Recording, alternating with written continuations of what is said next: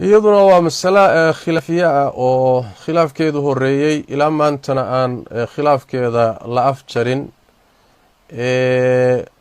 dumarku markay caadada qabaan qur-aanka ma akhrin karaan, ama cid akhrinaysa ha ka dabamariyeen, ama si madax bannaanba ha u akhriyeene markay macduurka yihiin qur-aanka ma akhrin karaan. iyaduna waa masale khilaafiye weeye. wax nas ah oo cad oo sugan macnihiisuna cad yahay oo mas'aladaasi diidayana ma jiro. axaadiis baa ku soo aroortay sixadeeda iyo sugnaanteeda hadal badani ku jira. qaar ka mida macnahay faa'iideynaysaa, doodi badani ku jirta.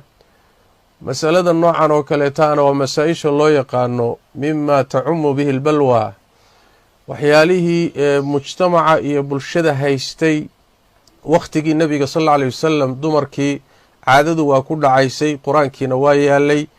haddii aan loo ogolayn inay qur-aanka akhriyaan, si cad baa waxaa ugu soo aroori lahaa nas cad oo sugan, bal nusuus fara badan baa ku soo aroori lahayd. leanna masaladaa waxay ahayd masalo haysata qayb dhan oo mujtamaca ka mid ah. sidaas daraaddeed maadaama aan lahaynin nas sugan oo haddana masalada ku cad, baahideeduna ay jirtay wakhtigii nebiga sal alla alay wasalam, waxaad mooddaa inay xoog badan tahay ra'yiga culimmada qaba in ay qur-aanka akhrin karayso. cumuumaadka adilada dikriga ilaahay ku soo aroortay ee dadkoo dhan u bannaynaysa cumuumaadkeedana loo deliishan karaa. laakiin laba gooraba masaladu ka bixi maysa inay tahay masale khilaafiye ah oo culimmadu ku kala aragti beddelan yihiin. markaasi gabdhihii waxay u jawaabayaan iyagoo xayd qaba inay qur-aankii akhriyaan. taas khalad. imaamu tirmidi kitaabkiisa sunankiisa wuxuu noogu sheegi mas'aladan waxaa sidan qaba akthar ahlulcilm min saxaabati الnabiy salى اllahu wslam wbaaraka caleyh wataabiciina waman bacdahum. akthar ahlilcilmi waxay qabaan gabar hadday xayd qabto qur-aanna ma akhrin karto, mana taaban karto musxafkii, mana xambaari karto. imaamu tirmidi raximah اllahu tacaala masaladan wuxuu ku soo arooriyey xadiiskii cabdillahi bni cumar. marka uu tirmidigu uu ka hadlayay masaladan, xadiiskii cabdullaahi bni cumar ayuu soo arooriyey tirmidi. can ibni cumar qaal laa taqra'u alxaa'idu, qaala rasuulu llahi sala allahu wslam wbaaraka calayh laa taqra'u alxaa'idu wala aljunubu shay-an min alqur'aan.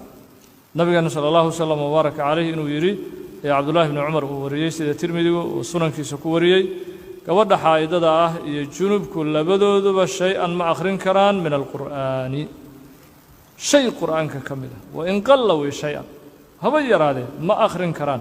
xadiiska cabdullahi bni cumar ayuu soo arooriyey tirmidi, uu sunankiisa ku soo arooriyey. ka bacdi markuu xadiiskaas soo arooriyey tirmidi wuxuu yidhi wahuwa qowlu akari ahli اlcilm, wahuwa qowlu akari ahli اlcilm. culimmada ahlulcilmigana saasay qabaan, waa qowlkoodii intooda badan min asxaabi الnabiy salى اllahu alيه wasalam wataabiciina waman bacdahum. asxaabtii nebi moxamed sala allahu wasalam wbaaraka calayhi iyo taabiciintii iyo dadkii ka dambeeyaba saasay qabeenuu yidhi tirmidi, in gabadha xaa'idada ah aysan shay-an min alqur'aan akhrin karin. akar ahli اlcilmi saasay qabeen. midlu sufyaan athawri uu yidhi sheekhu. waxaa ka mid uu yidhi sufyaan athawri dadka masaladan qabay, wa bni اlmubaarak, cabdullaahi mubaarak ka mid ahaa, washaaficiyi wa axmeda wa isxaaqa. waxaa ka mid ahaa yidhi imaamu shaafici, imaam axmed iyo isxaaq. qaaluu laa taqra'u alxaa'idu wala aljunubu shay-an min alqur'aan. culimmada intooda badan waxay yidhaaheen gabadha xaa'idada iyo ninka janaabada qabaa ma akhrin karaan wax qur'aanka ka mida.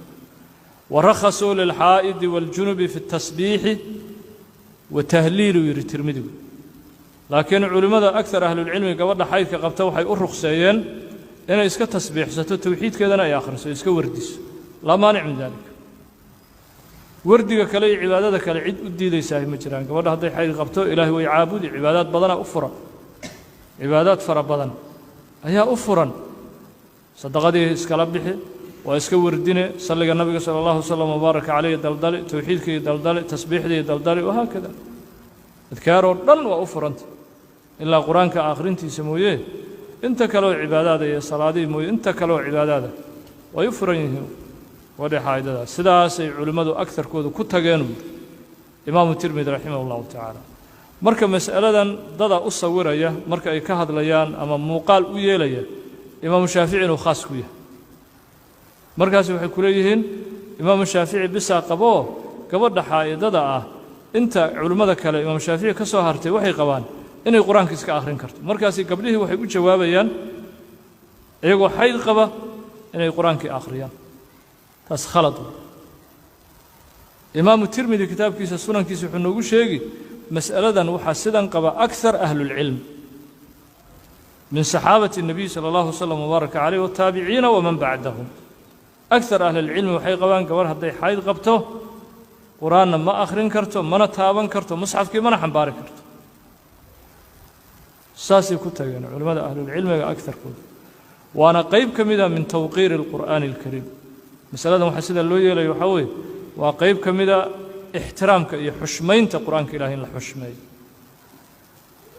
maxaa yeele gabadhii haddaad dhiig qabto maxaa salaaddii lagugu diiday waxaa salaaddii lagugu diiday ixtiraam la xushmaynayo salaaddii qur-aankiina waa sidaasoo kale waa inaad xushmayso qur-aanka ilaahay inta dhiigga aad qabto oo dhiiggaasiba maaragtaahay aadan ka daahir noqon waa xaaraan musxaf qur-aanna ma xambaari kartid mana aqriyi kartid waana qowl akthar ahli اlcilm sida tirmidi uu sheegay salafka intooda badan ayaa sidaas ku tegey marka waana qayb ka mid a ixtiraamka xushmada yani qur-aankii